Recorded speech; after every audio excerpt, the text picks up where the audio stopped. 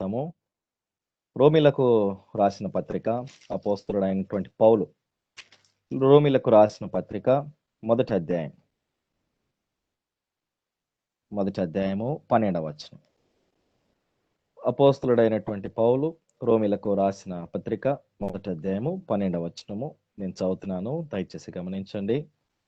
ఆత్మ సంబంధమైన కృపావరం ఏదైనను మీకిచ్చుటకు మిమ్మును చూడవలెనని మిగుల అపేక్షించుచున్నాను. ప్రియులారా, అపోస్తలుడైనటువంటి పౌలు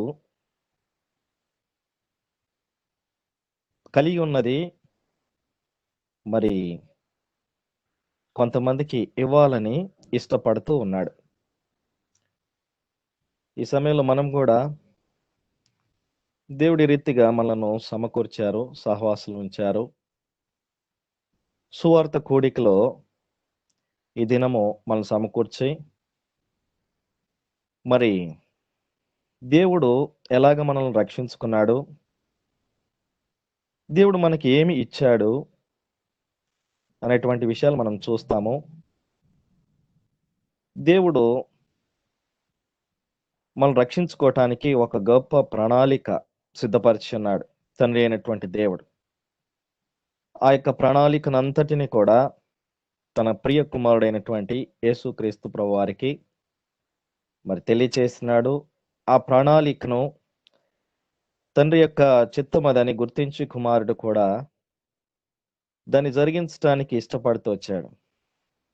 మనందరికీ తెలుసు, యేసుక్రీస్తు ప్రభువారు ఈ భూమి మీదకి మానవ రూపమును ధరించుకుని ఈ లోకంలో అల్పుడుగా, రిక్తుడుగా, దీనుడుగా, సాత్వికుడుగా బ్రతికి ఈ లోకంలో దేవునికి తండ్రి అయినటువంటి దేవుని చిత్తమును నెరవేర్చి కలువరి శిలువలో తన యొక్క పరిశుద్ధమైనటువంటి రక్తమును కార్చినాడు.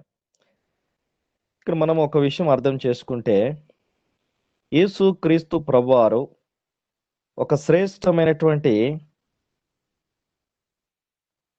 మరి తన దగ్గర ఉన్నటువంటి ఒక ఆ విషయాన్ని మనకి ఇవ్వటానికి వచ్చాడు. అంటే శరీరంలో ఏముందంటే రక్తం ఉన్నది. ఆ రక్తాన్ని పాపుల కొరకు చిందించటానికి యేసు ప్రభు ఈ భూమి మీదకి వచ్చాడు. ఇది మనందరికీ తెలుసు. అది పరిశుద్ధమైనటువంటి రక్తము. ఇక్కడ మనం చూస్తాము రోమిలకు రాసిన పత్రిక 5వ అధ్యాయము, రోమిలకు రాసిన పత్రిక 5వ అధ్యాయము 16వ వచనం నేను చదువుతున్నాను. మరియు పాపము చేసిన యొకని వలన శిక్షావిధి కలిగినట్టు ఆ దానము కలగలేదు. ఏలైనగా తీర్పు ఒక్క అపరాధము మూలముగా వచ్చినదై శిక్షావిధికి కారణమాయను. కృపావరమైతే అనేకమైన అపరాధముల మూలముగా వచ్చినదై మనుష్యులు నీతిమంతులుగా తీర్చబడుటకు కారణమాయను. యేసుక్రీస్తు ప్రభువారు ఏమి చేసినారు? మనల్ని నీతిమంతులనుగా చేసినాడు. పిల్లలు, ఇక్కడ అపోస్తలుడైనటువంటి పౌలు యొక్క తలంపు ఏంటి? తను శ్రేష్టమైనది కృపావరం ఏదైనను మీకిచ్చుటకు మిమ్మును చూడవలెను అని మిగుల అపేక్షించుచున్నాను అన్నాడు. ఈ యొక్క కృపావరమును అంటే ఏమిటి? ఇక్కడ మనము చూసినాము. ఒకటి, నీతిమంతులనుగా తీర్చినాడు. అపోస్తలుడైనటువంటి పౌలు ఇది ఇతరులకు ఇవ్వాలని ఆశపడుతూ ఉన్నాడు. ఇది దేవుడు మన నుంచి కూడా ఆశిస్తున్నది అదే. మనము కలిగి ఉన్నది మనం ఇతరులకు ఇవ్వాలి. పర సంబంధమైనది దేవుడు మనకి ఇచ్చాడు. ఇప్పుడు మనము అది మన దగ్గర మాత్రమే ఉంచుకోకూడదు, అది ఇతరులకు ఇచ్చేటువంటి వారముగా మనం ఉండాలి. ఈ అధ్యాయంలో రోమిలకు రాసిన పత్రిక మొదటి అధ్యాయంలో చూసినట్లయితే ఆ కృపావరము ఏమిటి? ఇక్కడ నేను చదువుతున్నాను 14వ వచనం. గ్రీసు దేశస్థులకును గ్రీసు దేశస్థులు కాని వారికిని జ్ఞానులకును మూఢులకును నేను రుణస్థుడను. కాగా నా వలన నైనంత మట్టుకు రోమాలోని మీకును సువార్త ప్రకటించుటకు సిద్ధముగా ఉన్నాను. సువార్తను గూర్చి నేను సిగ్గుపడవాడను కాను. ఎలైనగా నమ్ము ప్రతివానికి, మొదట యూదునికి గ్రీసు దేశస్థునికి కూడా రక్షణ కలుగజేయటకు అది దేవుని శక్తి అయి ఉన్నది. కనుక రక్షణ కలుగ చేయటానికి ప్రాముఖ్యమైనది ఏంటి అంటే సువార్త. ఈ సువార్తను ప్రకటించటానికి పౌలు ఆశపడుతూ ఉన్నాడు. నేను తెలుసుకున్నాను, నేను రక్షించబడినాను. ఇప్పుడు ఆ రక్షణను గూర్చి అనేకులకు తెలియచేయాలని తను మిగుల అపేక్షించుచూ ఉన్నాడు. పిల్లలు, ఈ భారము నీలో, నాలో, మనలో కూడా ఈ భారం ఉండాలి. ఆ కృపావరం ఏంటి? యేసుక్రీస్తు ప్రభువారు ఇచ్చినటువంటి కృపావరము ఒకటి, నీతిమంతులుగా మనల్ని చేసినాడు. రెండవది ఏం చేసినాడు? రోమిలకు రాసిన పత్రిక 6వ అధ్యాయము 23వ వచనం. ఎలయనగా పాపము వలన వచ్చు జీతము మరణము, అయితే దేవుని కృపావరము మన ప్రభువు అయిన క్రీస్తు యేసునందు నిత్య జీవము. కనుక ఈ కృపావరణం యేసు క్రీస్తు ప్రభువునందు నిత్య జీవము. యేసు క్రీస్తు ప్రభువుని బట్టి మనకేముంది? నిత్య జీవం ఇచ్చినాడు. అంటే ఇప్పుడు రక్షించబడినటువంటి వ్యక్తి దగ్గర ఏమి ఉంది? నిత్య జీవం ఉంది. రక్షించబడినటువంటి వ్యక్తి దగ్గర ఏముంది? నీతి ఉంది. మనం చదువుతూ వచ్చాం కదా, 5వ అధ్యాయము 16వ వచనంలో నీతిమంతులుగా తీర్చినాడు. యేసుక్రీస్తు ప్రభువు మనల్ని నీతిమంతులుగా తీర్చాడు, అంటే మనకు నీతినిచ్చాడు. రెండవదిగా నిత్య జీవమునకు వారసులనుగా చేసినాడు, అంటే నిత్య జీవం మనకిచ్చాడు. ఇప్పుడు ఈ నిత్య జీవం పొందుకున్నటువంటి మనము ఏమి చేయాలి? ఈ నీతిని పొందుకున్నటువంటి మనం ఏం చేయాలి? అలాగనే ఆ నీతిని అలాగే మన దగ్గరే పెట్టుకుని ఉందామా? ఆ నిత్య జీవం గురించి ఆ జ్ఞానమును అలాగనే మన దగ్గరే పెట్టుకుని ఉందామా? లేదు. పౌలు యొక్క పరిస్థితి చూసినట్లయితే ఆయన పొందుకున్నాడు ఈ విషయం కూడా, నీతిమంతుడిగా చేయబడ్డాడు, నిత్య జీవానికి వారసుడైనాడు. ఇప్పుడు ఆ కృపావరము తను ఎలాగ పొందుకున్నాడు అనంటే సువార్త ద్వారా పొందుకున్నాడు. కాబట్టి ఇప్పుడు నేను నా దగ్గర మాత్రం ఉంచుకోవటం కాదు, కానీ ఇంకా నేనేం చేస్తాను? మీకు ఇచ్చుటకు మిమ్మల్ని చూడవాలని మిగుల అపేక్షిస్తున్నాను. ఇవ్వాలి అని కోరుతా ఉన్నాడు. వీళ్ళు రక్షించబడినటువంటి మనము ఏ ప్రాంతంలో, ఏ స్థలంలో, ఎక్కడికి వెళ్ళినా సరే మనం మౌనంగా ఉండకూడదు. దేవుడు మనలో జరిగించినటువంటి నీతి కార్యమును గురించి ప్రకటించాలి. అదే సువార్త. మనకు దేవుడు అనుగ్రహించినటువంటి ఆ నిత్య జీవము, ఆ పరసంబంధమైనటువంటి ఆశీర్వాదము గురించి ఇతరులకు కూడా తెలియచేయాలి. దీని కొరకు పౌలు ఏం చెప్తున్నాడంటే, నేను రుణస్థుడను అనేటువంటి మాట వాడుతూ ఉన్నాడు.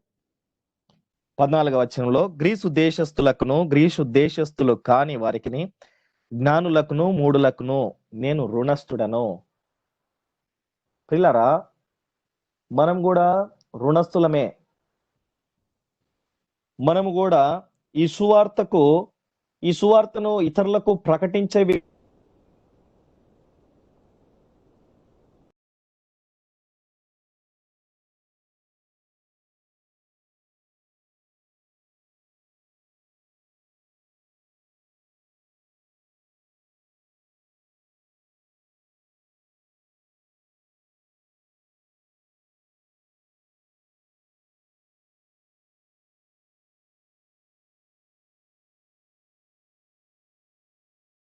కనుక మరి రుణస్థుడను అని అంటున్నాడు. దేనికి రుణస్థుడు అనంటే సువార్త ప్రకటించడానికి రుణస్థుడు.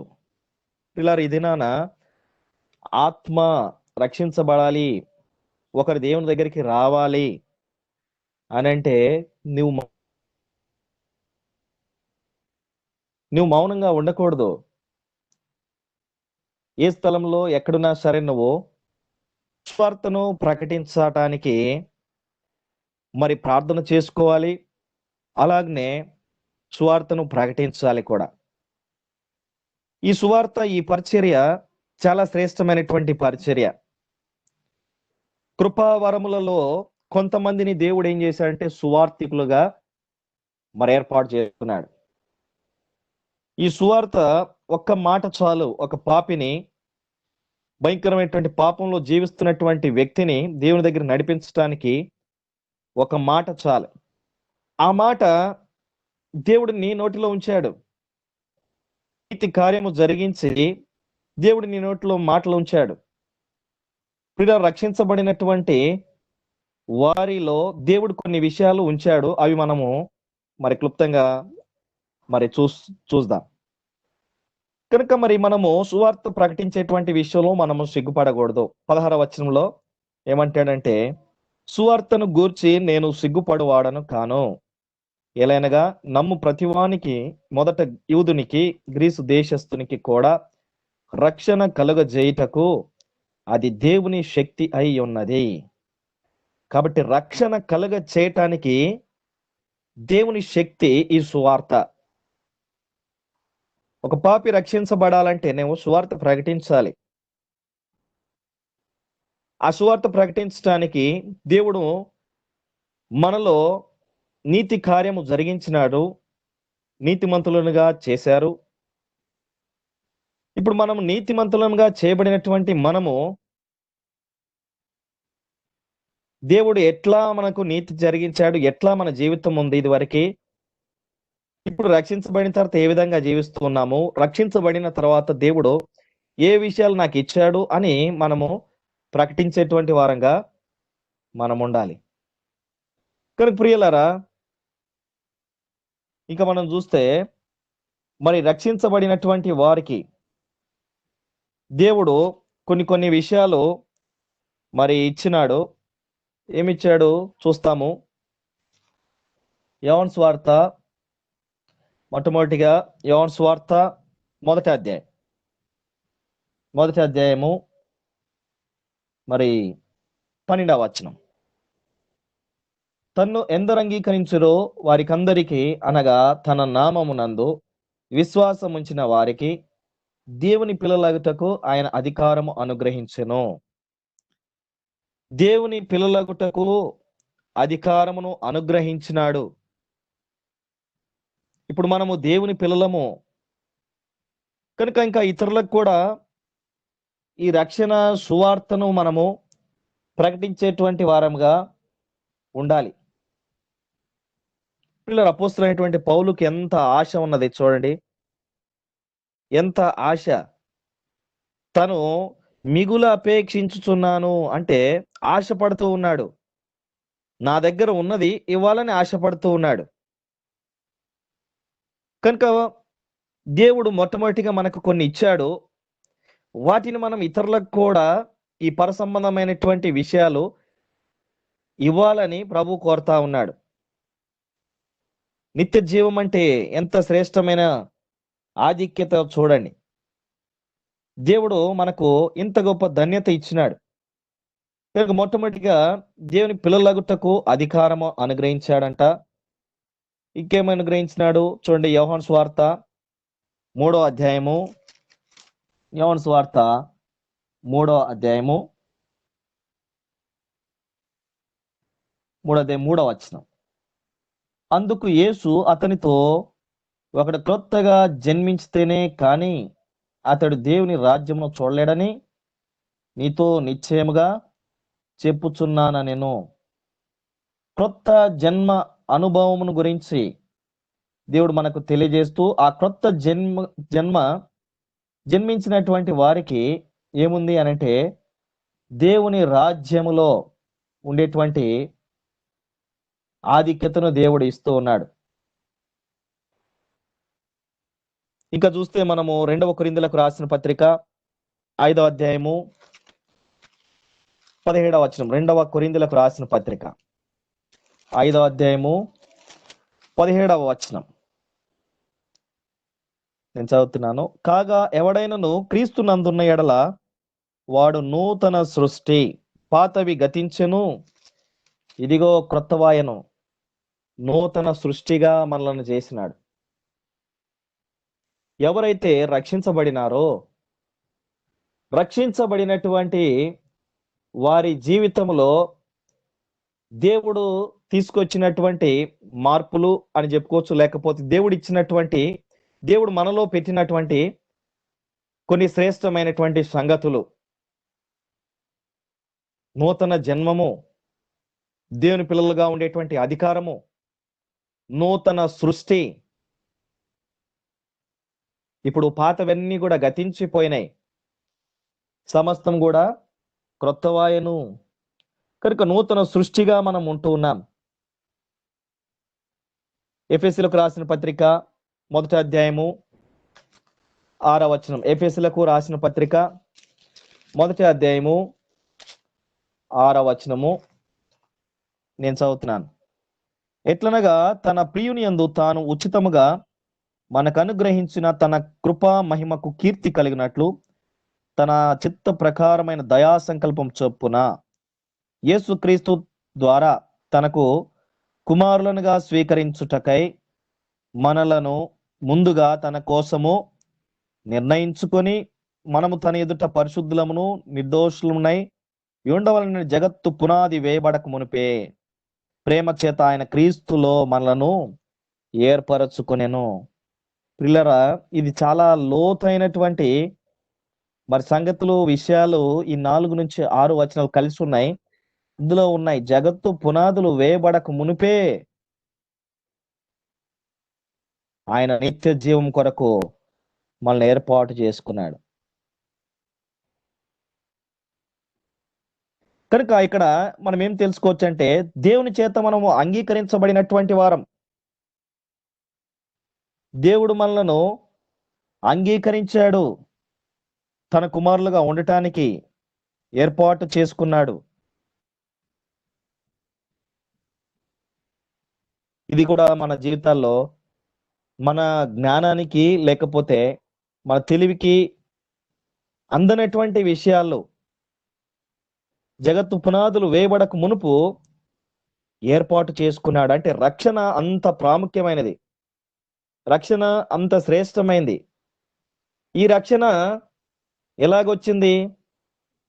యేసుక్రీస్తు ప్రభువు దగ్గర మనం అర్థం చేసుకోవడానికి ఒక మాట చెప్తున్నాను. ప్రభు దగ్గర ఏముంది అనంటే శ్రేష్టమైనటువంటి రక్తం ఉంది. ఆ రక్తాన్ని మన కొరకు ఇచ్చాడు. యేసుక్రీస్తు ప్రభు దగ్గర శ్రేష్టమైన రక్తం ఉంది. ఆ రక్తం మన కొరకు ఇచ్చాడు. అందుకనే మనం ప్రతి ఆదివారం కూడా బలలో పాల్పొందే ముందుగా ఒక వచనం చదువుతా ఉంటాం, ఇది నా రక్తము, ఇది నా రక్తము. చూడండి, ఇప్పుడు నాకు బైబిల్ ఉందంటే ఇది నా బైబిల్ అని చెప్తాను. నాకు సైకిల్ ఉంటే ఇది నా సైకిల్ అని చెప్తాను. ఒకవేళ ఫోన్ ఉంటే ఇది నా ఫోన్ అని చెప్తాను. అట్లనే ప్రభు చూడండి ఏం చెప్తున్నాడు, ఇది నా రక్తము, అనేకుల కొరకు చిందింపబడుచున్న నిబంధన రక్తము. కాబట్టి అనేకుల కొరకు, పాపులైనటువంటి వారి కొరకు చిందించబడినటువంటి పరిశుద్ధమైనటువంటి రక్తం యేసు ప్రభు దగ్గర ఉన్నది, మనకిచ్చాడు. ఆ రక్తమును చిందించినటువంటి కారణాన్ని బట్టి ఆ పాపములన్నీ కూడా, మరి పాపములకు క్షమాపణ దొరికింది. అలాగనే మనం ఇప్పుడు నీతిమంతులుగా చేయబడ్డాము, నిత్య జీవమునకు వారసులుగా చేసినాడు. పిల్లరా, ఇప్పుడు అది యేసు ప్రభు దగ్గర ఉన్నది మనకి ఇచ్చాడు. ఇప్పుడు పౌలు దగ్గర ఏముంది అనంటే, పౌలు కూడా ఇది పొందుకున్నాడు కాబట్టి అతను కూడా ఇవ్వటానికి సిద్ధంగా ఉన్నాడు. ఇప్పుడు మరి నీ దగ్గర ఏముంది? ఉంది, నీ దగ్గర కూడా ఏముంది? దేవుడిచ్చినటువంటి ఈ రక్షణ, దేవుడిచ్చినటువంటి దేవుని యొక్క రక్షణ సువార్త మాటలు, తర్వాత నిత్య జీవము, నీతి క్రియలు, ఇవన్నీ కూడా నీలో ఉన్నవి. అయితే నువ్వు అలాగే ఉంచుకోవాలా? లేదు. నీ ద్వారా ఇంకా కొన్ని ఆత్మలు దేవునింటికి రావాలి, నీ ద్వారా కొన్ని ఆత్మలు రక్షించబడాలి, నీ ద్వారా కొన్ని ఆత్మలు దేవుని దగ్గరికి రావాలి. కాబట్టి మరి దేవుని దగ్గరికి ఆత్మలను తీసుకురావటానికి నీకు కూడా కొన్ని ఆధిక్యతలు ఇచ్చినాడు. అదే మనం చూస్తూ వచ్చినాం. దేవుని పిల్లలుగా ఉండేటువంటి అధికారం ఇచ్చాడు. కనుక దేవుని బిడ్డగానే ఈ లోకంలో జీవిస్తూ ఇతరులకు సువార్తను ప్రకటించువాడుగా ఉండాలి. అలాగున్నే ఇంకేం చేస్తూ వచ్చాడు? నూతన జన్మము యొక్క అనుభవం దేవుడు నీకు ఇచ్చాడు. ఇంకెంతో మందికి నూతన జన్మ అనుభవం లేదు. వారికి కూడా నువ్వు తెలియజేయాలి. ఇంకా నీవు నూతన సృష్టిగా చేయబడ్డావు. నూతన సృష్టిగా దేవుడు నిన్ను చేసినాడు. ఇతరులు కూడా నూతన సృష్టిగా మార్చబడాలని నీవు పౌలు వలె అపేక్షించాలి. ఇంకేమంటాడు? దేవుని చేత అంగీకరించబడినాం మనము. ఎఫెసీయులకు రాసిన పత్రిక 1వ అధ్యాయం 6వ వచనంలో. చెప్పండి. యోహాను సువార్త 10వ అధ్యాయం 28వ వచనం. యోహాను సువార్త 10వ అధ్యాయము 28వ వచనం.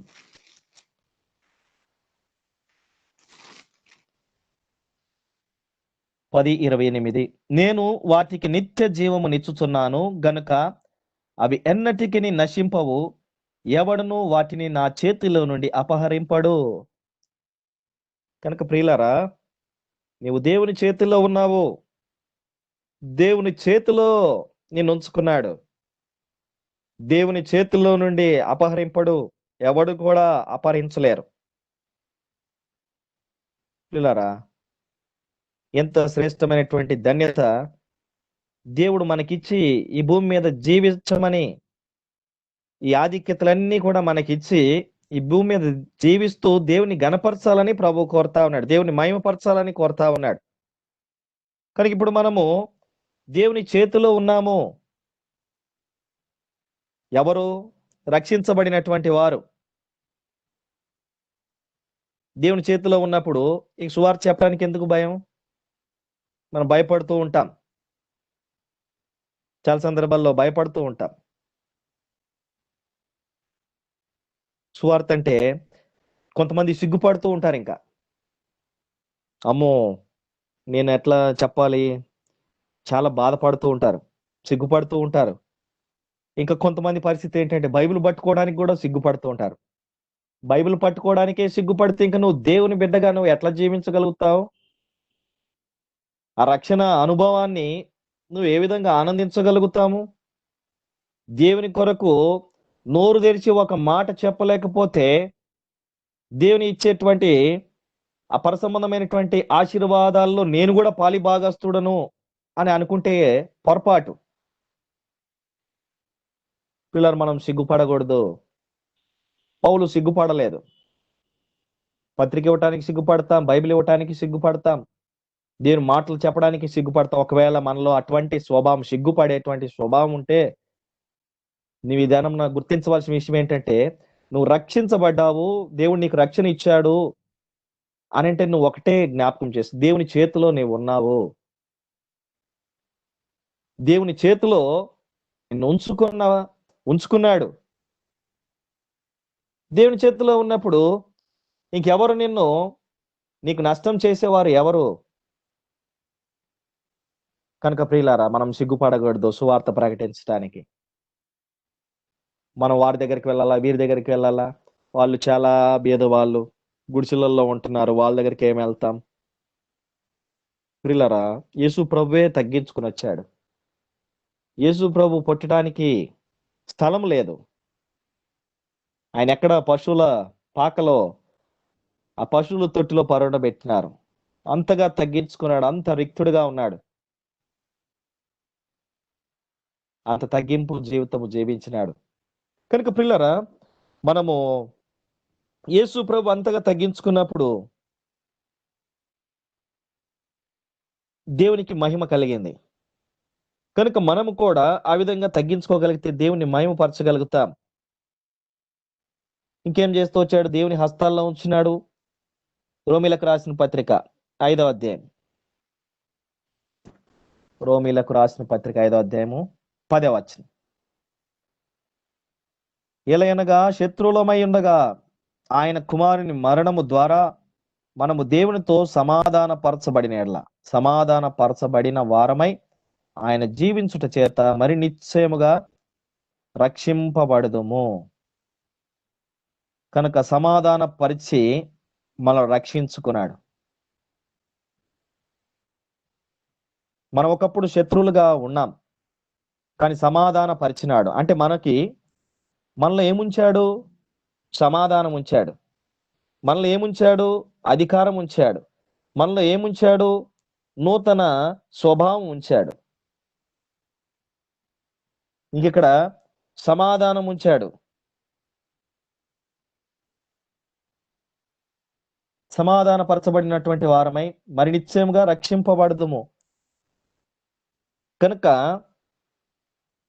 ఈ రక్షణ ఆనందమును మనము ఈ భూమి మీద అనుభవించాలి. అలాగనే ఇంకా మన కిందకి వస్తే చూస్తాం, ఫిలిప్పీలకు రాసిన పత్రిక 4వ అధ్యాయం 7వ వచనం. ఫిలిప్పీలకు రాసిన పత్రిక 4వ అధ్యాయము 7వ వచనం. అప్పుడు సమస్త జ్ఞానమునకు మించిన దేవుని సమాధానము యేసుక్రీస్తు వలన మీ హృదయములకును మీ తలంపులకును కావలి ఉండును. దేవుని సమాధానము యేసుక్రీస్తు వలన మీ హృదయములకును మీ తలంపులకును కావలి ఉండును. కాబట్టి మన యొక్క హృదయములకు తలంపులకు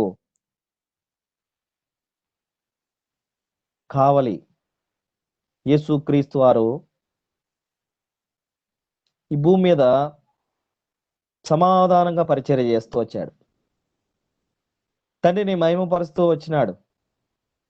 ఆయన ఆలోచనలు, ఆయన తలంపులు అన్నీ కూడా దేవుని యొక్క చిత్తాన్ని నెరవేర్చేటువంటివిగానే ఉన్నాయి.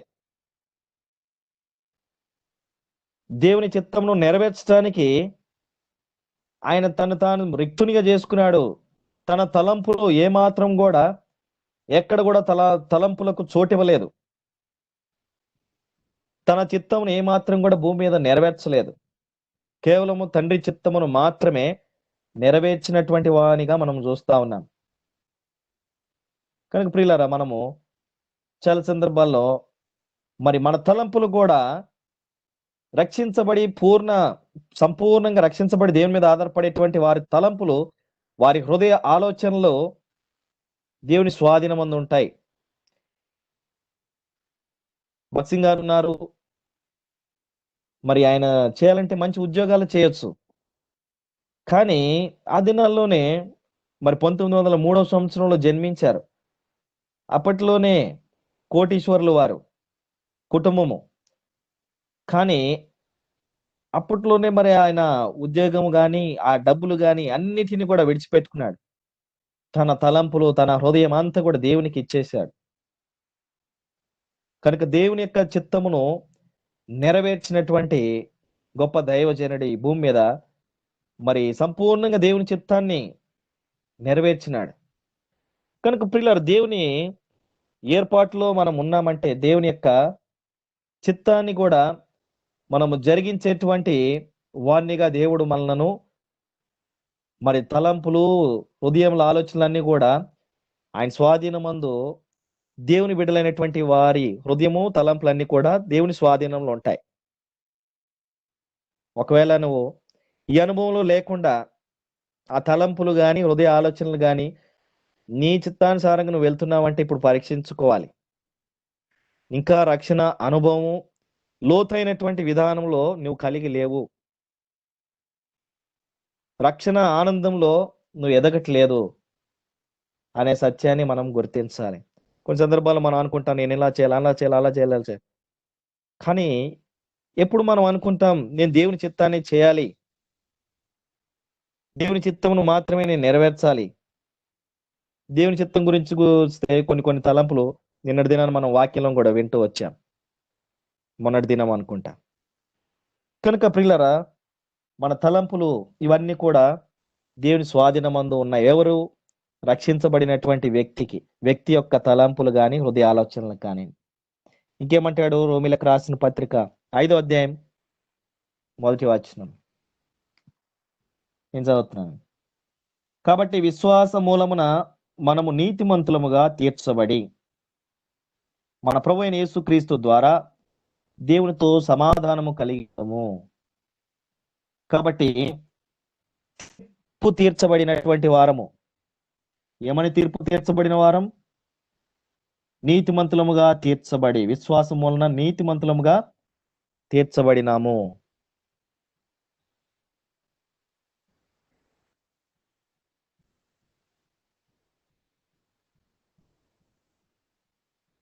కాబట్టి ఈ విశ్వాసంలో కూడా మనం అభివృద్ధి పొందాలి. నీతిమంతులనుగా దేవుడు మనలను మరి తీర్పు తీర్చినాడు. తీర్పు తీర్చబడినటువంటి వారం.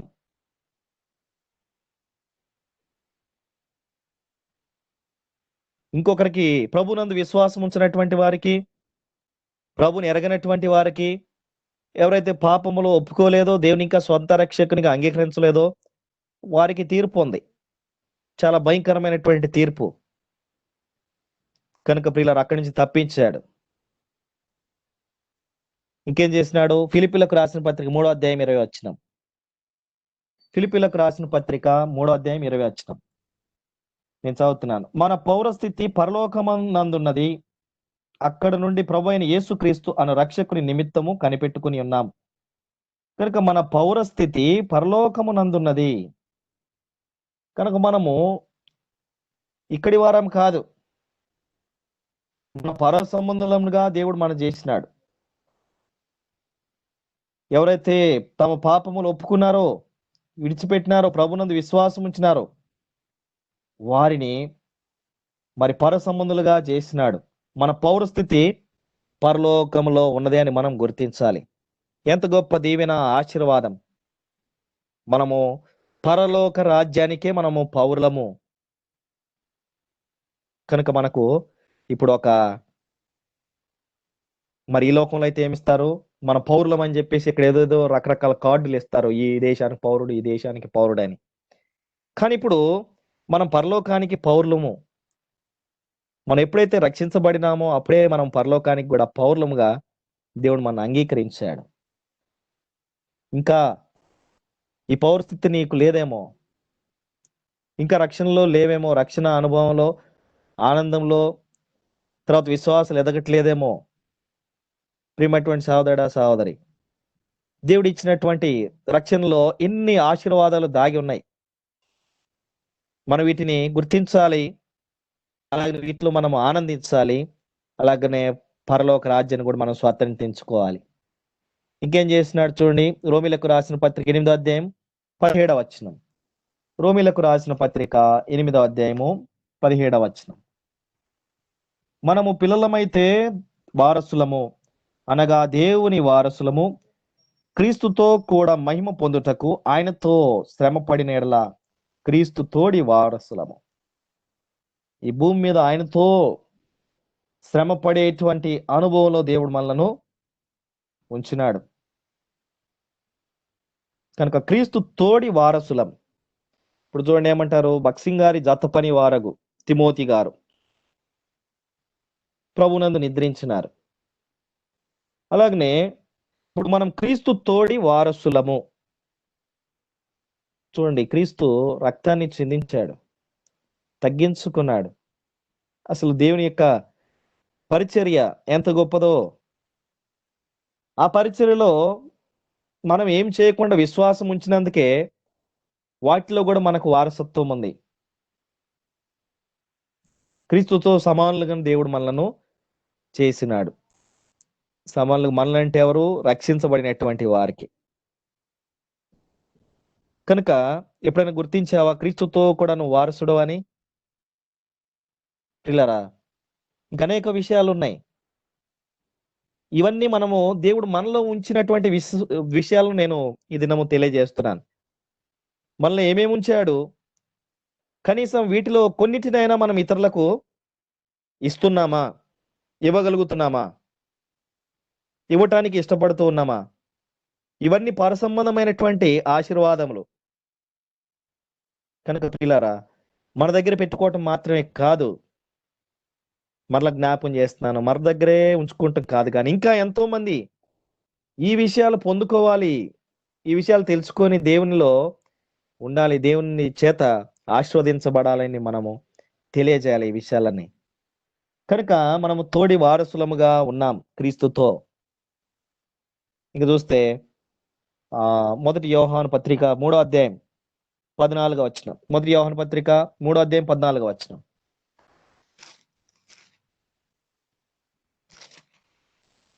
మొదటి యోహాను పత్రిక 3వ అధ్యాయము 14వ వచనం నేను చదువుతున్నాను. మనము సహోదరులను ప్రేమించుచున్నాము గనుక మరణములో నుండి జీవములోనికి దాటి ఉన్నామని ఎరుగుదుము. కాబట్టి దేవుడు మనల్ని ఎక్కడి నుంచి ఎక్కడికి నడిపించాడు? మరణంలో నుండి జీవంలోనికి దాటి ఉన్నామని ఎరుగుదుము. కాబట్టి ఇప్పుడు జీవము కలిగినటువంటి వారంగా ఉన్నాం, జీవంలోనికి దాటి ఉన్నాం. ఇప్పుడు మనం తప్పించుకున్నాం. చూడండి, ఉదాహరణకి ఇప్పుడు కరోనా వచ్చింది, దాని నుంచి మనం తప్పించుకోగలిగినాం. తప్పించుకుని ఇప్పుడు దేవుణ్ణి ఆరాధిస్తున్నాం, సజీవులుగా ఉన్నాం ఇక్కడ ఈ భూమి మీద. అలాగే ఈ మరణము భయంకరమైనటువంటి ఉగ్రత, దేవుడు దాని నుంచి కూడా తప్పించాడు. తప్పించి జీవంలోనికి మనలను దాటించి నడిపిస్తూ ఉన్నాడు. కనుక మనం ఇప్పుడు జీవంలోనికి దాటి ఉన్నటువంటి వారంగా ఉన్నాం, మరణమును దాటి జీవంలోనికి వచ్చినటువంటి వారంగా ఉన్నాం. కనుక మనం తప్పించబడినటువంటి వారము. ఇంకా 2వ తిమోతికి రాసిన పత్రిక 1వ అధ్యాయం 14వ వచనం. 2వ తిమోతికి రాసిన పత్రిక 2వ తిమోతికి రాసిన పత్రిక 1వ అధ్యాయము 14వ వచనం.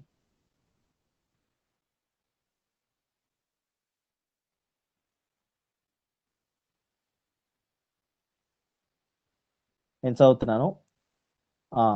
నీకు అప్పగింపబడిన ఆ మంచి పదార్థమును మనలో నివసించు పరిశుద్ధాత్మ వలన కాపాడము.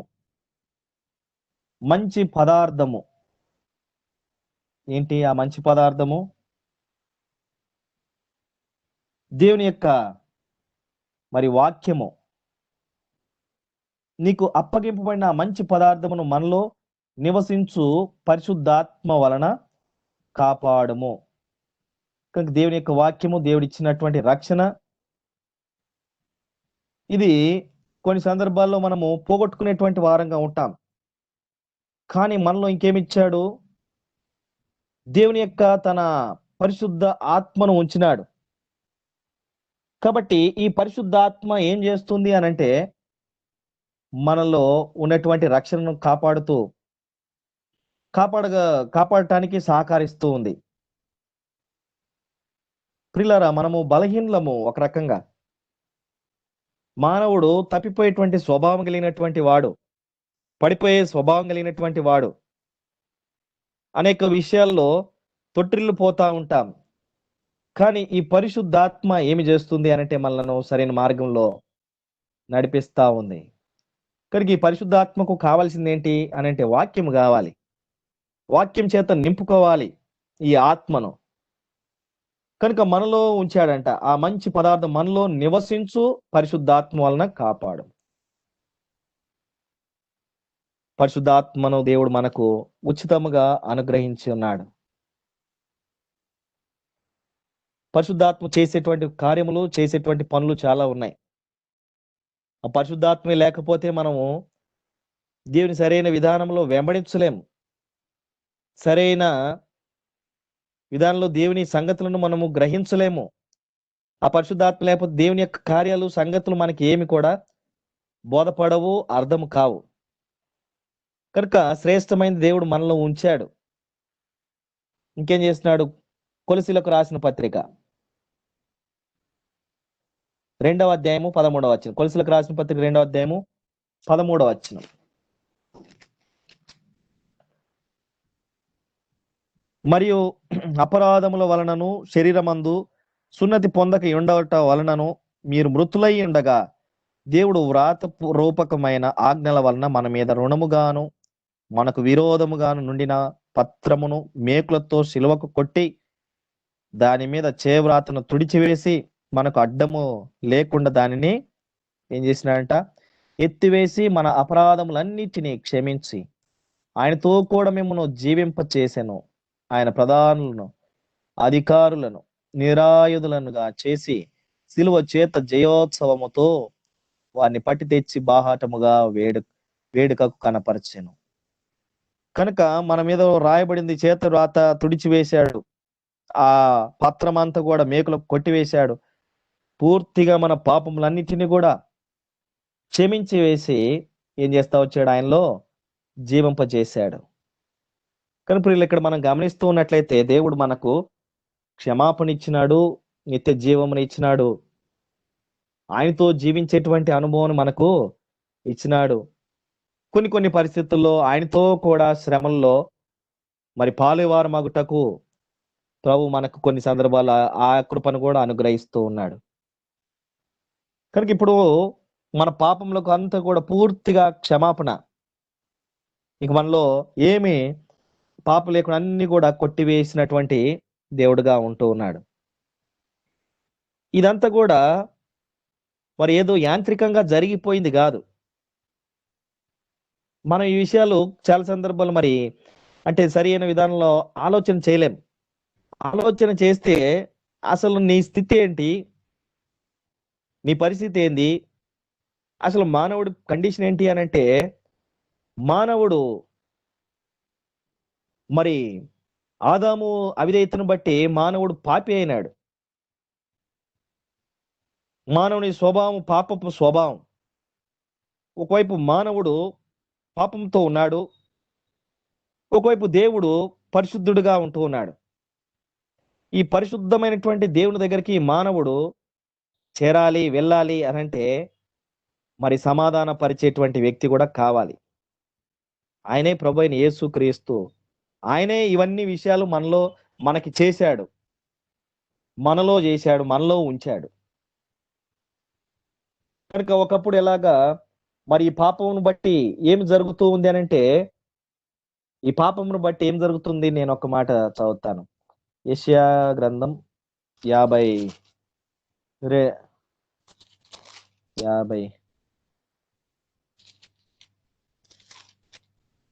యెషయా గ్రంథము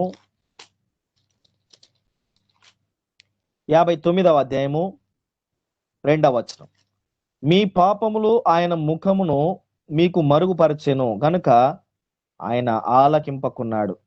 ఇది మన పరిస్థితి. ఇక మొదటి వచనంలో ఏమంటాడు? మీ దోషములు మీకును మీ దేవునికి అడ్డముగా వచ్చెను. కాబట్టి దోషములేమో అడ్డంగా ఉన్నాయి, మరి మన పాపములు ఎలాగున్నాయి? ఆయన ముఖానికి మరుగు చేసినాయి. కనుక ఈ పాపములో ఉన్నటువంటి వ్యక్తి చేసినటువంటి ప్రార్థన కూడా ఆలకింపలేకపోతున్నాడు. కనుక ప్రియులారా, అది మన పరిస్థితి. ఒకప్పుడు మరణంలో ఉన్నాం, చచ్చిన స్థితిలో ఉన్నాం, పాపంలో ఉన్నాం. దేవుడేమో పరిశుద్ధుడిగా ఉన్నాడు, ఆయన దగ్గరేమో నిత్య జీవం ఉంది. మన దగ్గర మరణం ఉంది, దేవుని దగ్గర నిత్య జీవం ఉంది. ఆ నిత్య జీవానికి వారసుడిగా మనం కావాలనే యేసుక్రీస్తు ప్రభువారు ఈ భూమి మీదకి వచ్చి ఆయన పరిశుద్ధమైన రక్తాన్ని కార్చి ఇప్పుడు మనకు పరసంబంధమైనటువంటి ఈ ఆశీర్వాదాలన్నీ కూడా మనలో ఉంచాడు, మనకిచ్చాడు. అయితే ఈ భూమి మీదనే మనము పరసంబంధమైనటువంటి విషయాలను మనం ఆనందించవచ్చు. ఆనందించేటువంటి అనుభవం దేవుడు మనల్ని ఉంచాడు కూడా. ఇంక మనం చూస్తాము గలతీలకు రాసిన పత్రిక 4వ అధ్యాయం 5వ వచనం. గలతీలకు రాసిన పత్రిక 4వ అధ్యాయము 5వ వచనం.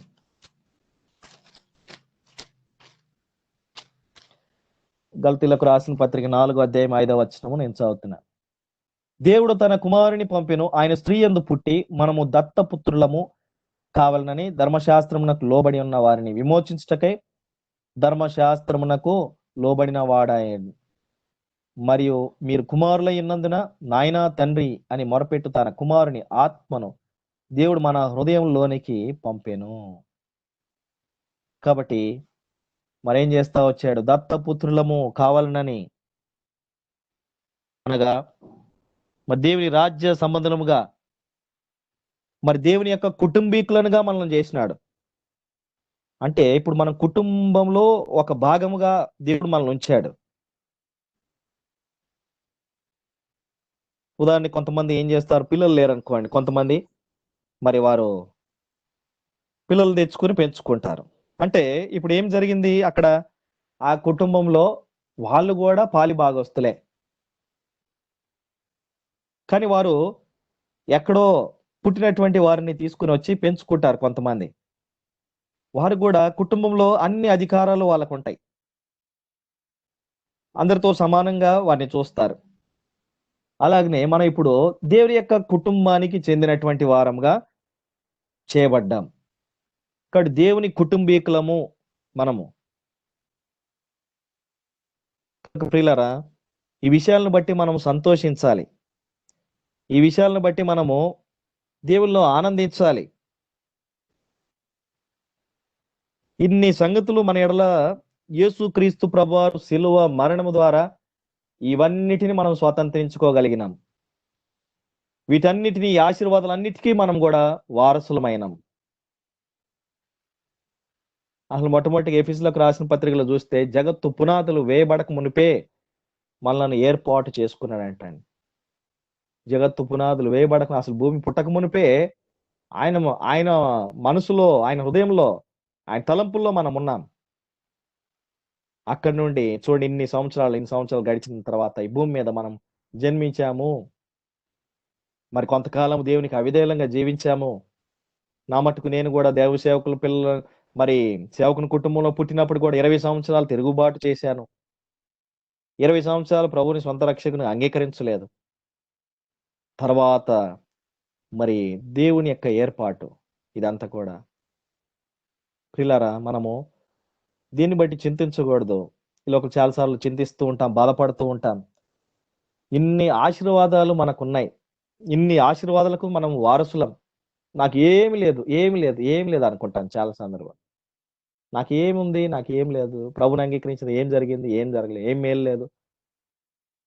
ప్రియమైనటువంటి సహోదరుడా సహోదరి, పరసంబంధమైనటువంటి మేళ్ళు, ఆశీర్వాదాలు ఇన్ని ఉన్నాయి.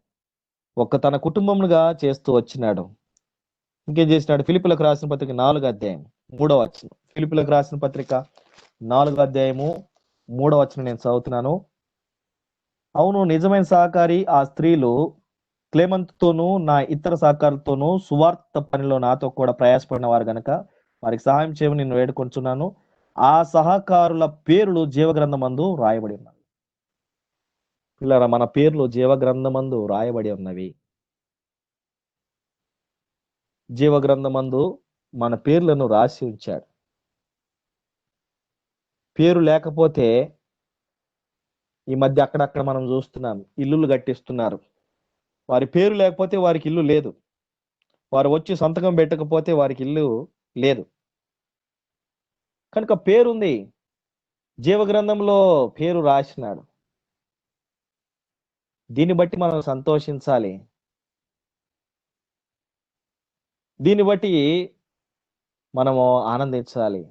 ప్రభుకి ఇంకా సమీపంగా, ఇంకా దేవునిలో ఆనందిస్తూ మనము దేనికి మహిమకరంగా మనము జీవించాలి. కానీ మనము చాలా తప్పు చేస్తూ ఉంటాం, పొరపడుతూ ఉంటాం. అనేక ఆలోచనల్లో పెట్టుకొని విచారిస్తూ ఉంటాం, దుఃఖపడుతూ ఉంటాం, బాధపడుతూ ఉంటాం. సోదరుడా, నువ్వు ఆయన చేతిలో ఉన్నావు అనే సంగతి మర్చిపోబాకు. ఆయన నీకు నిత్య జీవం ఇచ్చాడు, మర్చిపోవద్దు. రక్షణ ఇచ్చాడు, మర్చిపోవద్దు. నూతన సృష్టిగా చేశాడు, మర్చిపోవద్దు. ఆయన మనల్ని మరి పేరు ఆయన జీవ గ్రంథంలో రాసుకున్నాడు. ఇంకా చూస్తే మనము రోమిలకు రాసిన పత్రిక 3వ అధ్యాయం 22వ వచనం. రోమిలకు రాసిన పత్రిక 3వ అధ్యాయము 22వ వచనం నేను చదువుతున్నాను. 3వ అధ్యాయము 22వ వచనము. అది యేసుక్రీస్తునందలి విశ్వాస మూలమైనదై నమ్ము వారందరికీ కలుగు దేవుని నీతి అయి ఉన్నది. మళ్ళీ ఏం చేస్తా వచ్చాడు? దేవుని నీతిగా మరి చేస్తూ వచ్చినాడు. క్రీస్తు యొక్క నీతిని మనము పొందుకున్నటువంటి వారంగా మనం ఉన్నాం. మనం ఇప్పుడు నమ్మినాము, అంతే, నీతిమంతులుగా చేయబడ్డాం. ఇప్పుడు నేను చెప్తున్నటువంటి విషయాల్లో ఈ 2 విషయాలు ఉంటున్నాయి. ఏది? నీతి క్రియలు, తర్వాత నిత్య జీవము. కనుక మన నీతి క్రియలు నిత్య జీవమునకు మన నిత్య జీవము అనుగ్రహిస్తూ వచ్చాడు. తర్వాత నీతి క్రియలు మనలో జరిగిస్తూ వచ్చాడు.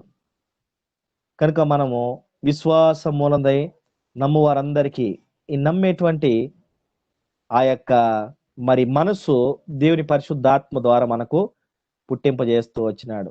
ఆ పరిశుద్ధాత్మనే మనల్ని ఒప్పింపజేస్తూ వచ్చింది. కనుక క్రీస్తు నీతిని మనం కలిగి ఉన్నాం ఈ భూమి మీద. ఇంకేం చేసినాడు చూస్తాం మనం. 1 కొరింథీయులకు రాసిన పత్రిక 12వ అధ్యాయం 13వ వచనం. నేను ముగించేస్తాం. 1 కొరింథీయులకు రాసిన పత్రిక 12, 13. 1 కొరింథీయులకు రాసిన పత్రిక 12వ అధ్యాయము 13వ వచనము. ఎలాగనగా యూదులమైనను గ్రీసు దేశస్థులమైనను దాసులమైనను స్వతంత్రులమైనను మనమందరము ఒక్క శరీరంలోనికి ఒక్క ఆత్మయందే బాప్తిస్మం పొందితిమి. మనమందరము ఒక్క ఆత్మను పానము చేసిన వారమైతిమి. కాబట్టి మనం ఏం చేయబడుతూ వచ్చినామో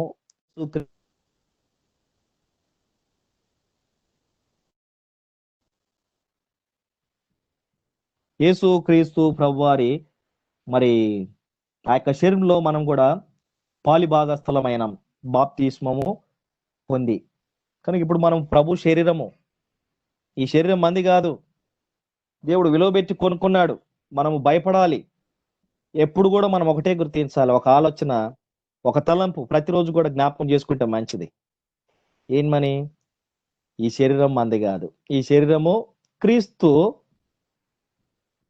శరీరముకు అంటే క్రీస్తు శరీరంలో కూడా ఒక భాగముగా ఉంది నా శరీరం అని గుర్తించినప్పుడు నీవు పాపం చేయడానికి భయపడతావు, అబద్ధాలు చెప్పడానికి భయపడతావు, తర్వాత మరి దేవునికి హేయమైనటువంటి క్రియలు జరిగించడానికి కూడా భయపడతాం.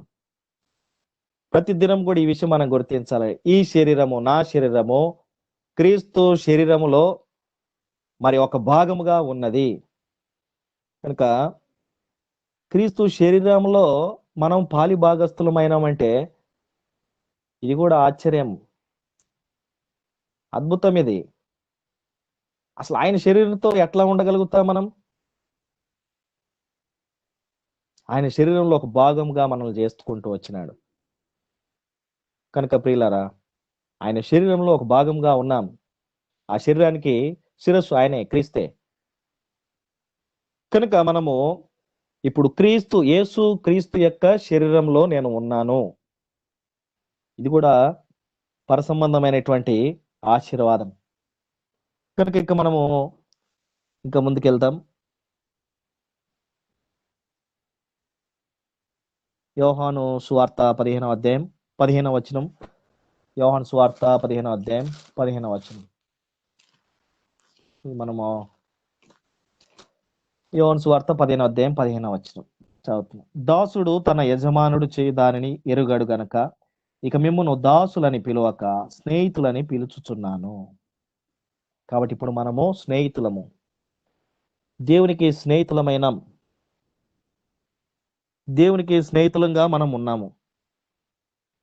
కనుక ఇప్పుడు దేవునితో స్నేహం చేసేటువంటి వారంగా దేవుడు మనల్ని ఉంచాడు. ప్రతిదినం కూడా మనం స్నేహం చేయాలి. అలాగనే దేవుడు మనకు స్నేహితుడు అనే విషయం కూడా మర్చిపోకూడదు. ఇంకా చూస్తాం 1 పేతురు 1వ అధ్యాయం 1 పేతురు 1వ అధ్యాయము 4వ వచనం. 1 పేతురు 1వ అధ్యాయం 4వ వచనం నేను చదువుతున్నాను. 3-4 వచనాలు కలిసి ఉన్నాయి, చదువుతున్నాను. మన ప్రభువు యేసుక్రీస్తు తండ్రి అయిన దేవుడు స్తుతింపబడును గాక. మృతులలో నుండి యేసుక్రీస్తు తిరిగి లేచడం వలన జీవంతో కూడిన నిరీక్షణ మనకు కలుగునట్లు, అనగా అక్షయమైనదియు నిర్మలమైనదియు వాడబారినదియునైనా స్వాస్థ్యము మనకు కలుగునట్లు. ఏంటంటే ఇది మరి ఆయన తన విశేష కనికరం చొప్పున మనలను మరలా జన్మింపజేసాను కనుక వాడబారనిదియునైనా స్వాస్థ్యము. కనుక మనము ఆ పరలోకములో స్వాస్థ్యం ఉన్నది మనకి. ఆ యొక్క స్వాస్థ్యము నీ కొరకు ఎదురు చూస్తూ ఉంది. ఆ పరలోకములో ఉన్నటువంటి స్వాస్థ్యం నువ్వు అనుభవించాలి, దాన్ని స్వాతంత్రించుకోవాలని అక్కడున్న స్వాస్థ్యము నీ కొరకు ఎదురు చూచేదిగా ఉన్నది. కనుక ఆ స్వాస్థ్యముకు దేవుడు మనలను వారసులనుగా చేసినాడు. ఇంకేం చేసినాడు చూడండి, చివరిగా మనం ఎఫెసీయులకు రాసిన పత్రిక 4వ అధ్యాయం. ఎఫెసీయులకు రాసిన పత్రిక 4వ అధ్యాయం 4వ అధ్యాయము 30వ వచనం. దేవుని పరిశుద్ధాత్మను దుఃఖపరచకుడి, విమోచన దినము వరకు ఆయన యందు మీరు ముద్రింపబడి ఉన్నారు. మనం ఈ భూమి మీద ఎప్పటికి ఉంటామా? ఉండం. విమోచన దినము వరకు ఆయన యందు మీరు ముద్రింపబడి ఉన్నారు. కనుక మరి ఒక దినాన ఈ శరీరము విడిచిపెడతాం. ఇదంతా కూడా ఇక్కడే ఉంటది. మనం సంపాదించినవి అని ఏదైనా కూడా ఇక్కడ విడిచిపెట్టాల్సిందే. అయితే మళ్ళీ ఏం చేసినాడు? ముద్రించినాడు. ఎప్పటి వరకు? ఇక్కడ ఏం రాయబడింది? విమోచన దినం వరకు ఆయన యందు మీరు ముద్రింపబడి ఉన్నారు. కనుక దేవుడు తన ఆత్మచేత మనల్ని ఏం చేస్తా వచ్చాడు? మరి ముద్రించినాడు. కాబట్టి మనము ముద్రించబడినటువంటి వారము. అంటే ఇప్పుడు మనం కొన్ని పశువులను చూస్తూ ఉంటాం. పెయింట్లు వేస్తారు, రకరకాల పెయింట్లు. ఇవి నావి, ఇవి నావి, ఇవి నావి అని. అలాగే ప్రభువు మనల్ని కూడా ఏం చేసినట్టు ఈ లోకంలో ముద్రించుకున్నాడు. ఇది ఈ ఈ వ్యక్తి నా వ్యక్తి, నా బిడ్డ. అపవాది చేతిలో కాదు, ఇప్పుడు మనం దేవుని చేతిలో ఉన్నాం. కనుక ప్రియులారా, మనము ఇవన్నీ నిజంగా మరి లోతైనటువంటి సత్యములు, లోతైన అనుభవాలు ఇవన్నీ దేవుడు ఈ 2 విషయాలు మన జీవితంలో ఉంచాడు.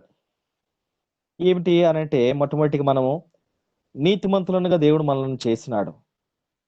యేసుక్రీస్తు ప్రభు ద్వారా నీతిమంతులంగా చేయబడ్డాం. దేవుడు మనలో నీతిని ఉంచాడు. రెండవదిగా నిత్య జీవనం వారసంగా చేస్తూ వచ్చాడు. యేసుక్రీస్తు ప్రభు ద్వారా మరి ఇప్పుడు మనకేం దొరికిందంటే నిత్య జీవం. కనుక ఇప్పుడు మనలో ఉన్నది ఏంటంటే నిత్య జీవము. కనుక ఇప్పుడు దాదాపు మరి కొన్ని విషయాలు చూస్తూ వచ్చినవన్నీ కూడా కొన్ని నీతి క్రియలకు సంబంధించినవి, కొన్ని నిత్య జీవానికి సంబంధించినవి. కనుక ఈ విషయాలన్నీ కూడా మనలో ఉంచారు. మనము ఈ భూమి మీదనే మరి పరలోకాన్ని, పర సంబంధమైనటువంటి విషయాలను ఈ భూమి మీద మనము ఆనందించవచ్చు. అలాగా ఆనందించాలంటే మనం ఏం చేయాలి? మన సంపూర్ణంగా దేవుని చిత్తానికి మనము లోబడాలి. దేవుని చిత్తమును జరిగించినప్పుడు మరి దేవునికి సంతోషం ఉంటుంది. అలాగనే మనము కూడా ఆత్మీయంగా వర్ధిల్లుతాం. కనుక ప్రియులారా, మనం అందరము సహవాస చేర్చినటువంటి మనందరం కూడా రక్షించబడినటువంటి వారమే. అందరికీ రక్షణ అనుభవం ఉంది. కనుక మరి ఈ రక్షణ అనుభవమును, ఈ ఆనందమును నువ్వు ఆనందిస్తూ ఉన్నావా? రక్షణలో నీవు ఇంకా వర్ధిల్లుతూ ఉన్నావా? లేకపోతే ఐహిక విచారాలతోటి నువ్వు చింతిస్తూ ఉన్నావేమో. చింతించి మూరెడెత్తు చేసుకోలేమంట. కనుక మనము చింతిస్తే మన ఎత్తు మరి పెరగదు, మన రంగు మారదు. మనం చింతించవలసినటువంటి విషయాలు ఉన్నాయి కొన్ని. అపోస్తలుడైనటువంటి పౌలు చింతపడుతూ ఉన్నాడు. దేని కొరకు చింతపడుతూ ఉన్నాడు? రెండవ కొరింథీయులకు రాసిన పత్రిక 11వ అధ్యాయం 11వ అధ్యాయము 28వ వచనం. ఇవియు గాక సంఘములన్నిటినీ గూర్చిన చింతయు కలదు, ఈ భారము దినమును నాకు కలుగుచున్నది. కాబట్టి చింతపడుతూ ఉన్నాడు. దేని కొరకు చింతపడుతున్నాడు అనంటే సంఘముల గురించి. అంటే సంఘములు ఏముంటాయి? ఆత్మలు ఉంటాయి. ఈ ఆత్మల గురించి చింతిస్తూ ఉన్నాడు. నీకు నాకు కూడా ఈ ఆత్మల గురించి చింత మనము కలిగి ఉండాలి. ఆ చింత మనలో కలగాలంటే ఈ పరసంబంధమైనటువంటి ఆశీర్వాదాలు ఫస్ట్ మనకు అర్థం కావాలి. అసలు మనల్ని దేవుడు ఏం చేసినాడు అనే విషయం మనకు అర్థమైతే ఆ చింత మనకు కలుగుతుంది. దేవుడు మనల్ని ఏం చేశాడు? మరి నూతన సృష్టిగా చేసినాడు. ఆయన పిల్లలుగా ఉండేటువంటి అధికారం ఇచ్చినాడు. నూతన జన్మ అనుభవం ఇచ్చినాడు. ఇంకేం చేస్తూ వచ్చాడు? మనలను ఆయన బిడ్డలనుగా మనలను అంగీకరించాడు. మనకు నిత్య జీవము అనుగ్రహించినాడు. తర్వాత మనకు సమాధానం ఇచ్చాడు. మన హృదయాల్లో సమాధానం పెట్టాడు. తర్వాత మనలను మరి విశ్వాసం ద్వారా ఏం చేస్తూ వచ్చాడు? నీతిమంతులని మరి తీర్పు తీర్చినటువంటి దేవుడుగా ఉన్నాడు. ఆ విశ్వాసం ఉంది చూసారా, దానితో తీర్పు తీర్చబడినాం. ఇంకా మనము ఆ పరలోకపు పౌరస్థితిని మనం కలిగినటువంటి వారంగా ఉన్నాం. తర్వాత క్రీస్తు తోడి వారసులముగా మనల్ని దేవుడు చేసినాడు. ఇంకా మనలను మరణము నుంచి జీవంలోనికి దాటించినటువంటి దేవుడుగా ఉన్నాడు. ఆయన పరిశుద్ధ ఆత్మను మన యొక్క మరి శ్రేష్టమైనటువంటి విషయాన్ని మనలో ఉంచాడంట. అది మనలో నివసిస్తూ ఉంది. ఆ పరిశుద్ధ ఆత్మ మన యొక్క ప్రతి పాపములన్నీ కూడా ఆ కల్వరి శిలువలో కొట్టివేసినాడు. మనల్ని తన కుటుంబీకులుగా మనల్ని అంగీకరించాడు, దత్తపుత్రులనగా. ఇంకేం చేస్తా వచ్చాడు, మన పేరును జీవ గ్రంథంలో రాసించినాడు. ఇంకా మనల్ని క్రీస్తులో నీతిమంతులనుగా మనం చేస్తూ వచ్చాడు. పిల్లరా, ఆయన శరీరంలో ఒక భాగముగా కూడా మనల్ని ఉంచినాడు. ఆయన శరీరంలో ఒక భాగము. మనము మర్చిపోతా ఉంటాం, ఆయన శరీరంలో ఒక భాగము అనే సంగతి మర్చిపోతూ ఉంటాం. ప్రతి దినము లేచిన వెంటనే నేను ఈ దినము నా ప్రభు శరీరంలో నేను ఒక భాగం కనుక ప్రభు కొరకు నేను జీవించాలి అనే తలంపు, ఆలోచన మనకు కలిగి ఉండాలి. ఇంకేం చేస్తూ వచ్చాడు ఆయన, మరి మనల్ని స్నేహితులుగా చూస్తా ఉన్నాడు. దాసులం కాదంట ఇప్పుడు. ఒకప్పుడు దాసులం, పాపానికి దాసులం, లోకానికి, శాపానికి, అన్నిటికీ దాసులమే. కానీ ఇప్పుడు దేవునికి స్నేహితులముగా ఉంటూ ఉన్నాం. పిల్లరా, మరి ఇంకా ఆ యొక్క దేవుని రాజ్యంలో మన కొరకు ఒక స్వాస్థ్యం అనేది ఉంది. ఆ స్వాస్థ్యం దేవుడు మన కొరకు సిద్ధపరిచున్నాడు. ఆ స్వాస్థ్యమే ఎదురు చూస్తా ఉంది మన కొరకు. విమోచన దినం వరకు కూడా మనలను ఏం చేసినాడు, ముద్రించినాడు. ఈయన నా సొత్తు, నీవు నా సొత్తు, ఈయన నా బిడ్డ. ముద్రించకపోతే మనము మరి చూడండి, అన్ని కొన్ని ఫ్యాక్టరీస్ లో కొన్ని వస్తువులు తయారవుతాయి. తయారైన తర్వాత చివరిగా ఒక ముద్ర వేస్తారు. ఆ ముద్రించినప్పుడు దానికి ఒక విలువ ఉంటుంది. ముద్రించిన తర్వాతనే దాన్ని ఏం చేస్తారు, బయట మార్కెట్లోకి తీసుకొస్తారు. ఆ ముద్ర లేకపోతే దానికి విలువ లేదు. అలాగనే మనల్ని ముద్రించినాడు. శ్రేష్టమైనటువంటి వారం మనం కనుక మన పౌరస్థితి పరలోకంలో మరి ఉంటా ఉన్నది. ఇన్ని శ్రేష్టమైనటువంటి సంగతులు ఇవన్నీ దేవుడు నీ కొరకు ఉంచాడు. నీ కొరకు ఇవన్నీ ఇవ్వటానికి ఆ కల్వరి శిలువలో మరణించాడు. ఇవన్నీ గుర్తించినాడు అపోస్తులైనటువంటి పౌలు. నేను ఎక్కడికి వెళ్ళినా సరే ఇవి మీకు కూడా ఇవ్వాలని ఇష్టపడుతూ ఉన్నాను అని అంటూ ఉన్నాడు. పిల్లరా, ఎటువంటి చింత కలిగి ఉన్నాడు చూడండి పౌలు. కనుక ఈ అనుభవంలో నీవు కూడా ఉన్నట్లయితే, ఈ రక్షణలో నువ్వు కూడా ఎదుగుతూ ఆనందిస్తూ ఉన్నావైతే ఉంటున్నట్లయితే, నీవు కూడా ఏ స్థలంలో ఎక్కడికి వెళ్ళినా సరే ఈ నిత్య జీవనం గురించి, దేవుడు నీలో జరిగించిన నీతి కార్యమును గురించి నువ్వు ప్రకటించకుండా ఉండలేవు. నువ్వు మౌనంగా ఉండలేవు. ఒకవేళ నీవు సిగ్గుపడుతున్నావా, ప్రభుని అడుగు, ప్రార్థన చేయి. ప్రభు నిన్ను బలపరుస్తాడు. ఇంకేంటి, మనం రుణస్థులం అంట. ఈ సువార్త పరిచయకు మనం రుణస్థులము. మనం రుణం కలిగి ఉన్నాం. అపోస్తలుడైన పౌలు చెప్తా ఉన్నాడు. కనుక ప్రియులారా, ఆయనకున్నటువంటి చింత అది. సంఘంలో ఎడల చింత ఉంది. ఆత్మలు నశించిపోతాయేమో, నష్టపోతాయేమో. ఇది నాన్న మనము చింత, బాధతో, ఒక బాధ్యతతో, ఒక భారముతోటి దేవుని పనిని మనం జరిగించాలి. అందుకనే ఈ పరిచర్య కూడా భారంతో, బాధ్యతతోటే జరిగించడానికి ప్రభు ఇంతవరకు కూడా సహాయపడుతూ వచ్చినారు. భారము, బాధ్యత లేకుండా అయితే మేము దేవునికి ఒకసారి మరి లెక్క అప్పగించవలసినటువంటి వారంగా ఉన్నాం. కనుక ఈ విషయం కూడా జ్ఞాపకం చేసుకుందాం. యేసుక్రీస్తు ప్రభువారు కూడా చింతపడ్డాడు. చింతాక్రాంతుడాయను. మార్కు సువార్తలో మనం చూసినట్లయితే మరి తన చిత్తాన్ని నెరవేర్చుకోవటానిక కాదు, తండ్రి యొక్క చిత్తాన్ని నెరవేర్చడానికి చింతాక్రాంతుడావు. కనుక ప్రియులారా, మనం కూడా మన చిత్తాన్ని నెరవేర్చుకోవటానికి కాదు ఈ భూమి మీద ఉంది. దేవుని చిత్తాన్ని మనం జరిగించాలి, నెరవేర్చాలి.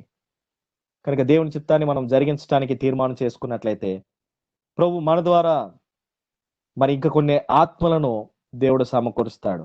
మన ద్వారా కొన్ని ఆత్మలకు మనం మేలు కలిగించిన వారం అవుతాం, క్షేమాన్ని కలిగించినటువంటి వారం అవుతాం. నీలో ఈ విషయాలన్నీ నీలో ఉన్నవి అనంటే వీటిలో కొన్నిటినైనా కూడా మరి తెలియచేయాలి. ఆ మర్మము, ఆ యొక్క కృపావరము, సువార్త, ఆ సువార్తను నేను ప్రకటించడానికి ఇష్టపడుతున్నాను అన్నాడు. కనుక ప్రియులారా, పౌలుకి చింత ఉంది, యేసుక్రీస్తు ప్రభువారికి చింత ఉంది. యేసుక్రీస్తు ప్రభు వారి దగ్గర శ్రేష్టమైనటువంటి విషయము సంగతులు ఉన్నాయి, అవి ఇచ్చాడు మన కొరకు. అవి పొందుకునేటువంటి పౌలు కూడా ఇవ్వటానికి సిద్ధంగా ఉన్నాడు. ఇప్పుడు మనం కూడా ఇవన్నీ పొందుకున్నట్లయితే మనం కూడా ఇవి ఇవ్వటానికి మనం ఎప్పుడు కూడా సిద్ధంగా ఉండాలి. కాబట్టి మనం ఎక్కడికి వెళ్ళినా సరే, ఏ ప్రాంతంలో ఏ స్థలంలోకి వెళ్ళినా సరే, మనం వారి గురించి వీరి గురించి ఇతరుల గురించి మాట్లాడేదానికంటే దానికంటే ఎక్కువగా సువార్తను ప్రకటించడానికి, దేని మాటలు తెలియచేయటానికి తగిన జ్ఞానము కావాలని మనం ప్రార్థన చేయాలి. అందుకనే మరి కొంతమంది ప్రార్థన చేస్తా ఉన్నారు, చూస్తాము. అది చివరిగా ముగించేస్తాం. ఈ ఒక్క మాట చూసుకొని ముగించేస్తాం. ప్రార్థన చేస్తున్నారు.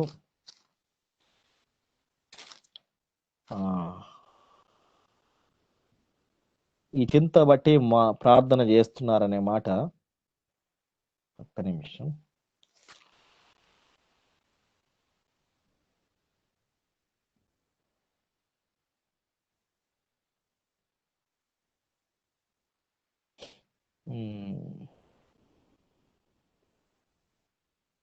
పిల్లరా, మనం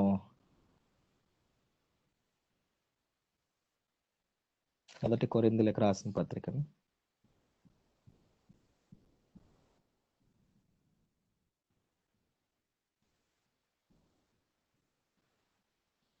మరి ప్రార్థన చేసి మాట నేను చూస్తున్నాను.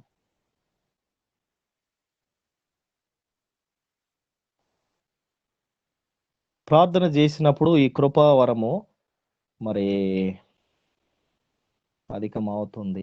ఈ ప్రార్థన ద్వారా 2వ కొరింథీయులకు రాసిన పత్రిక 1వ అధ్యాయము, 2వ కొరింథీయులకు రాసిన పత్రిక 1వ అధ్యాయం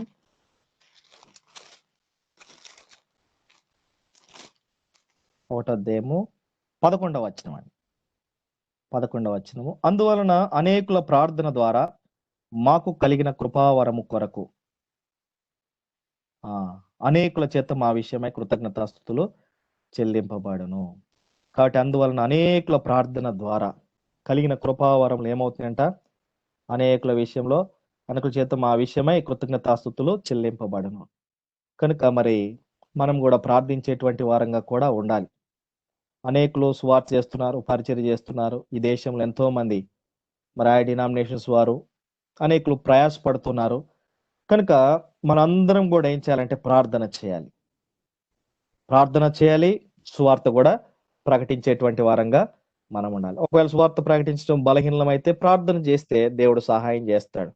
కాబట్టి ఆ రీతిగా మరి ప్రభు మనకి యేసుక్రీస్తు వారు ఇచ్చింది మనం కూడా ఇవ్వటానికి ప్రభు మనల్ని కూడా సిద్ధపరచును గాక. అలాగే ప్రభు మనలను సిద్ధపరిచి నూతనమైనటువంటి విధానంలో ఇంకను కూడా మనల్ని బలపరిచి తన యొక్క పరిచర్యలో తన యొక్క ఉద్దేశములు మన ఎడల మరి నెరవేర్చును గాక. మనము సంపూర్ణంగా దేవుని యొక్క చిత్తమును, దేవుని ఉద్దేశములు ఈ భూమి మీద నెరవేర్చి సంపూర్ణంగా దేవుని గణపరచుదాం గాక. ఆ రీతిగా ప్రభు మనకు సహాయము చేయను గాక. ఆమేన్.